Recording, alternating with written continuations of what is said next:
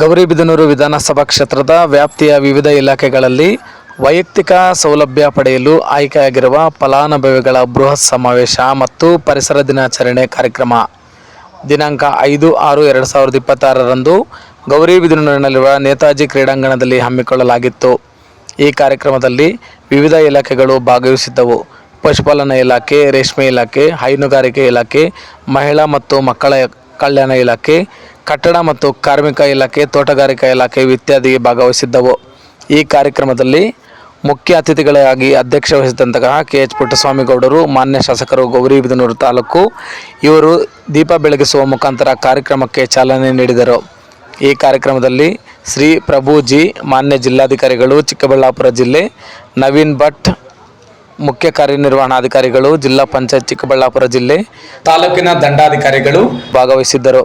ನಂತರ ಮಾತನಾಡಿದ KH ಪುಟ್ಟಸ್ವಾಮಿ ಗೌಡರವರು, ಸರ್ಕಾರ ಅನೇಕ ಸಾಲ ಸೌಲಭ್ಯಗಳನ್ನು ನಮ್ಮ ಜನತೆಗೆ ಒದಗಿಸಿಕೊಡುತ್ತದೆ.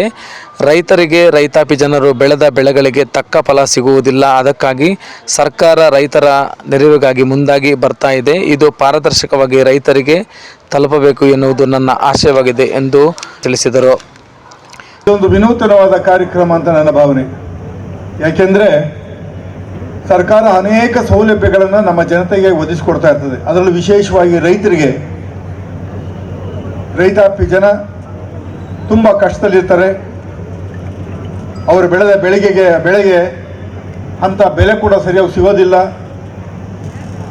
ಅವರೆಷ್ಟೇ ಕಷ್ಟಪಟ್ಟರೂ ಕೂಡ ಅವರ ಶ್ರಮಕ್ಕೆ ತಕ್ಕನಾದ ಫಲ ಇರೋದಿಲ್ಲ ಅಂತ ಹೇಳಿ ಅವರಿಗೆ ನಾವು ಬೆಂಬಲವಾಗಿ ನಿಂತಿರಬೇಕು ಅಂತ ಸರ್ಕಾರ ಅನೇಕ ಸೌಲಭ್ಯಗಳನ್ನು ಅವರ ವ್ಯವಸಾಯಕ್ಕೆ ಸಂಬಂಧಪಟ್ಟಂತೆ ಕೊಡ್ತಾ ಬಂದಿದೆ ವರ್ಷ.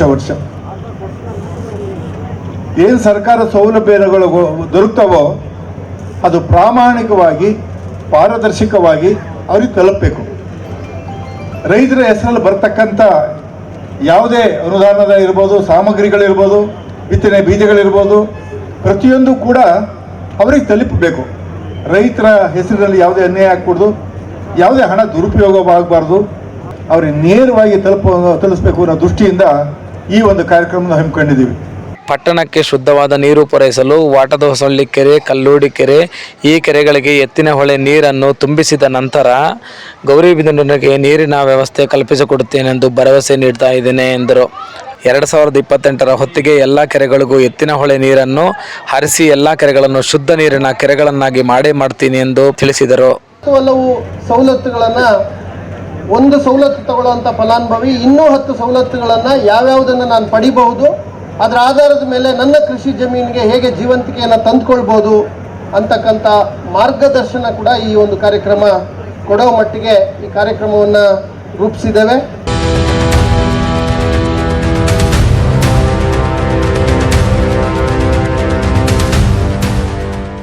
ವರದಿ ಭಾಸ್ಕರ್ ರೆಡ್ಡಿ, ಸ್ವಾರಸ್ಯ ನ್ಯೂಸ್, ಗೌರಿಬಿದನೂರು. ಸ್ವಾರಸ್ಯ ನ್ಯೂಸ್, ಇದು ಜನರ ಪ್ರತಿಧ್ವನಿ.